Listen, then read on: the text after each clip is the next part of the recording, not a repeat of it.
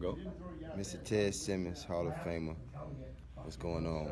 I asked the question to the my bad. I asked the question to my 18-year-olds. Well, anybody really, any kind of player. Yeah. Really. It's about giving some ideas on how to prepare, or just what you should be thinking in becoming a college player, professional player, and I all got that it. stuff.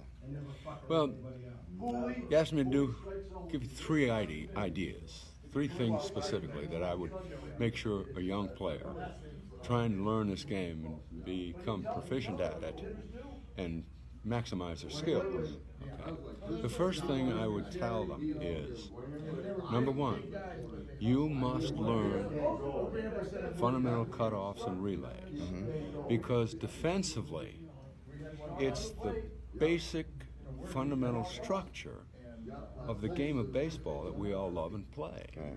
So when I say cutoffs and relays, that's really nothing more than a batter hits the baseball, and when he does, he starts running.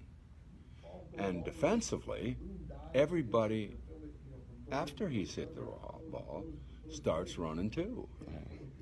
And based on where that ball is hit, everybody has a specific place where they have to get to. And while the base runner, the guy who's just hit the ball, is running all over hell trying to get all the way around, okay, the defense is out there running just as fast or faster to get to where they're supposed to be based on where that ball has been hit. And so, with nobody on and nobody out, and a guy hits the ground ball to the shortstop, everybody has a place to go on that field. You see the catcher run down alongside of the batter base runner so he can get behind the first base in case the ball get past him. Or it's a bad throw or a short hop. And so if it does, it goes off the first baseman's wrist, and the catcher's there, pick it up and make sure the guy, if he tries to go to second base or even makes the slightest turn, he throws him out at second or throws it out to the first baseman because he made the turn and committed and tried to get back. That's right. Well, when that same ground ball is hit, everybody is running all over. And that's just with nobody on and nobody out. But what about when the bases are loaded at the other extreme and the ball is hit in the right center field gap, off the wall, for instance? Well, you know, everybody on that field is running like hell's just blown out to the planet Earth. And defense is running to cover bases, and two outfielders at least are running to get that ball in the gap, and they know with their back to home plate, this play is going to develop somewhere, and they got to know where that cutoff man is, and the trailer is, and they expect them to be there when they turn around. They turn around and they throw it to them. And so, fundamentally, our game structurally is based on a batter, base runner, who hits the ball to a certain place with men on base or not. Depending on that situation, fundamentally, when that ball is hit, everybody has a place to go. And if the bases are loaded and hitting in the right center field gap, what does the pitcher do? He runs between third base and home plate halfway and watches, oh, this play's going to develop at third base. And when he makes that decision, he runs and backs up third base. And he says, oh, this is going to develop at home. He says, I'm going to back up at home because the ball's going to be thrown there, right? Right, that's very fundamental right there.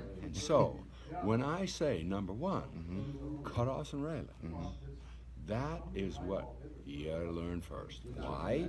Because if you were a chess player, you were a chess player. Yes, sir, I do. So you play chess.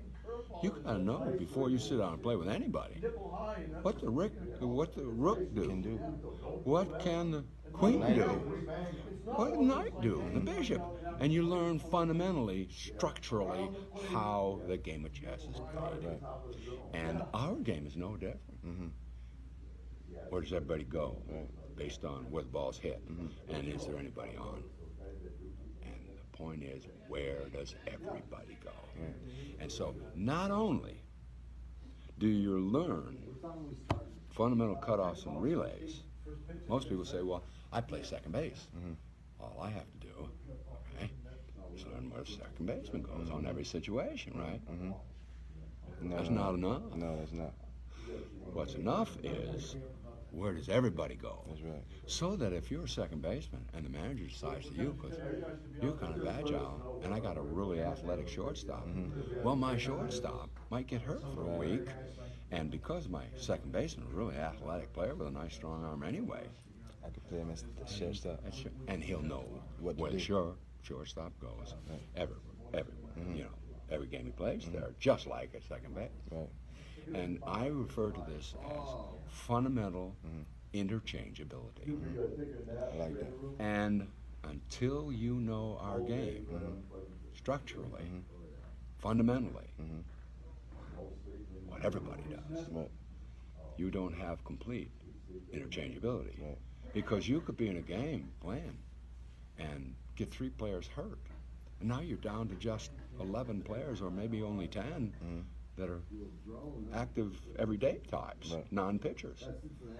You might have to just keep from forfeiting the game because you got a second baseman, you got a shortstop on the bench, and you might, as the second baseman, have to play center field. Right. Where does he go with nobody on, nobody out? Right. Where does he now go with the bases loaded? And that's what I mean by cutoffs and relays. Fundamental interchangeability. Till you have that, for me, not time for you to play chess. Ooh, I like You that. see? Yes, sir. Okay. 1. 2, be your own self-critic. In other words, you got to be objective. Okay? You say to yourself, all right, I want to hit 360. Okay? Okay. And I want to be a major leaguer, and I want to hit 360 up there. Well, I got news for you. If you wind up with a giant leg kick, and you wind that bat around your head 2 or 3 times, and then you swing straight up on every ball that's thrown by that pitcher because you really want to hit 30 homers instead of 350, okay? The chances of you ever hitting 350 is 0. Ooh. Okay? Ooh, okay. So you better be your own best self-critic. Sit back and look in the mirror and say, you know, Teddy, likelihood of you hitting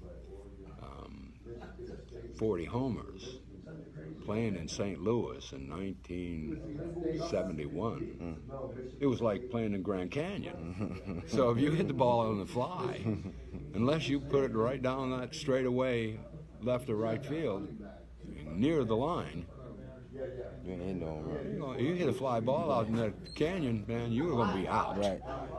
And you're not going to be a 30 or 40 home run hitter playing here. Right. Okay? So you say to yourself, it's more likely me being a 330 hitter someday, which ultimately I became, okay, by taking a shorter stroke, choking up with 2 strikes, spreading out so I don't have to commit too early and get out in front of myself. Letting the ball get to you then. Let the ball travel. You hear the term, let the ball travel. That's all they mean is wait longer before you commit. Right.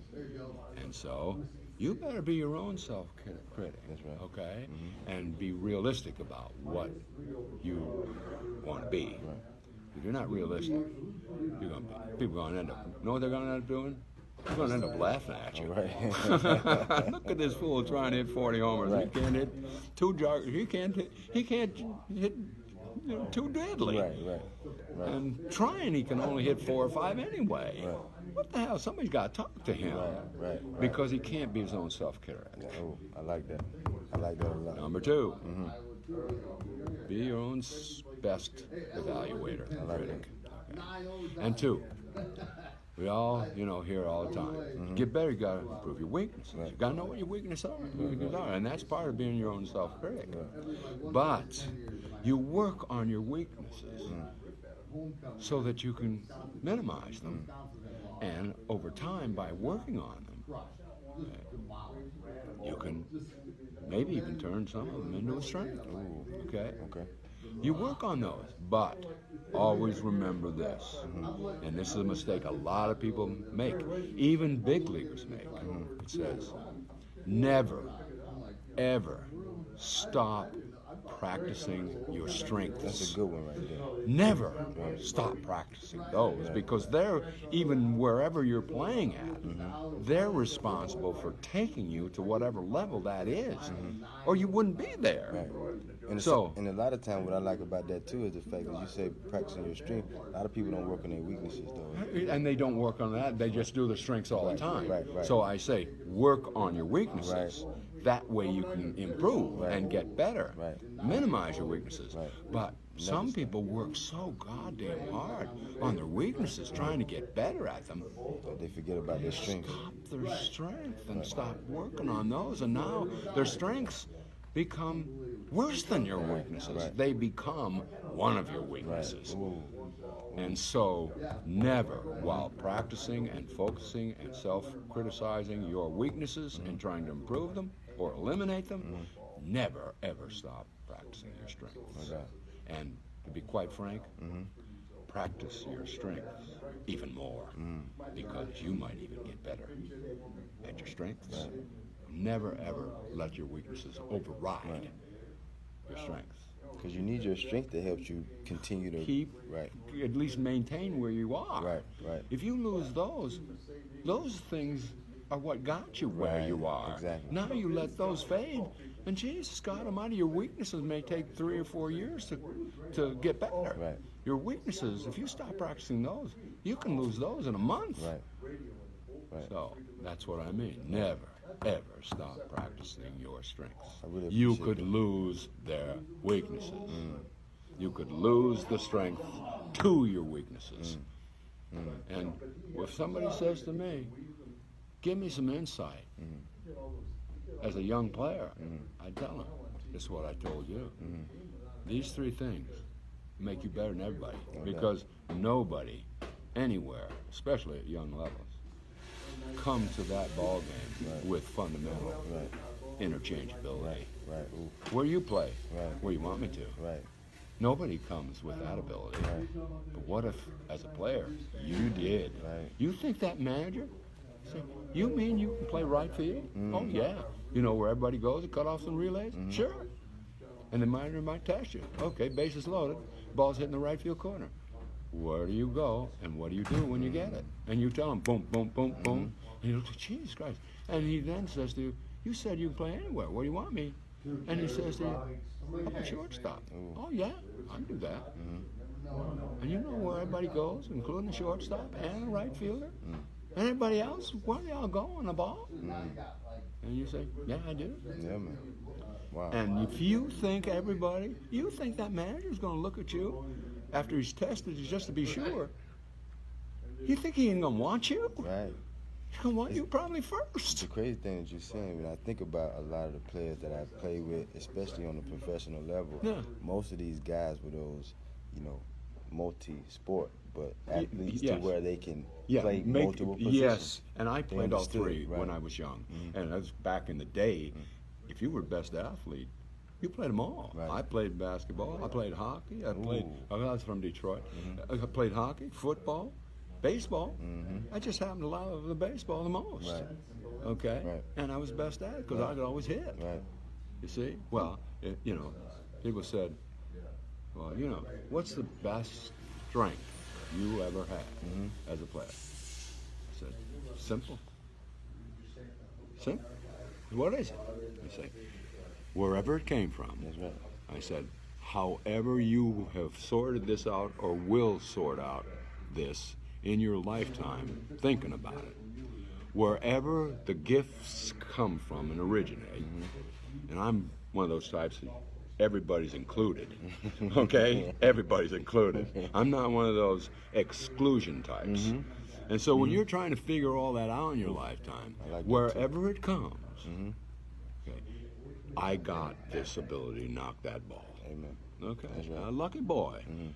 I mean, like yesterday when I was talking about that pharmacist, Right.